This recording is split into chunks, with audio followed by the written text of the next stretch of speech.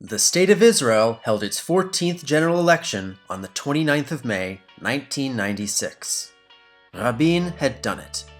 In 1993, Israel signed the Oslo Accords, beginning a process of withdrawal from the West Bank and the establishment of areas of Palestinian autonomy.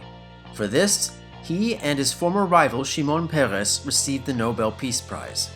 A year later, Israel signed a peace treaty with Jordan. And on top of all that, in 1995, the Knesset passed the National Health Care Act, transferring control of Israel's healthcare system from the national labor union the Histadrut to the government. However, Rabin angered members of his own party when he expressed an openness to ceding parts of the Golan Heights as part of a potential peace treaty with Syria, leading a handful of labor members to establish the Third Way. Meanwhile, many Arab politicians felt that Rabin's government hadn't gone far enough, and began consolidating their strength. Mada united with the conservative Bedouin party, Ram, to form Israel's first non-Zionist Arab party, but they were soon followed when the communist party Hadash merged with Balad, an extreme Arab party that opposed Israel's status as a Jewish state. The power of the major parties was further challenged by a mass influx of Jewish immigrants from the former Soviet Union, whose vast numbers were sufficient to form a new party just for Russian speakers, Yisrael Ba'aliyah, led by Natan Sharansky. But most angered of all by Israel's new order were the Kahanists, who opposed the peace process altogether. On the 5th of November 1995, Prime Minister Rabin was assassinated by Yigal Amir, a Kahanist terrorist, during a rally in Tel Aviv. Peres took Rabin's place as Prime Minister, and since then the anniversary of Rabin's murder has been a national day of mourning. Following his defeat in 1992, Yitzhak Shamir had resigned as leader of the Likud. His replacement was former UN Ambassador Benjamin Netanyahu.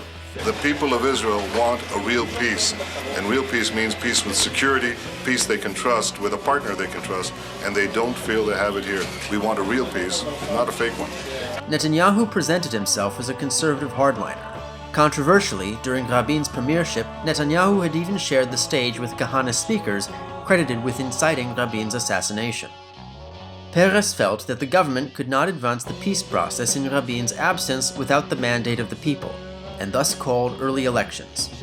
To avoid a return to a national unity government, the Knesset changed the election procedures so that the office of Prime Minister would also be put to a public vote. Initially, the left-wing parties were projected to win an even bigger landslide than in 1992, but the race became neck and neck after a series of terrorist attacks by Hamas, the Palestinian branch of Egypt's Muslim Brotherhood, which did not recognize the Oslo Accords. And here are the results. In the Knesset, Labour won, with 34 seats, followed by the Likud with 32, Shas with 10, and Meretz and Mafdal with 9 each. All other parties received a combined total of 28 seats. However, in the race for Prime Minister, Netanyahu won, with 50.5% of the vote. He formed a government with Shas, Mafdal, Yisrael Ba'aliyah, the Third Way, and Agudat Yisrael.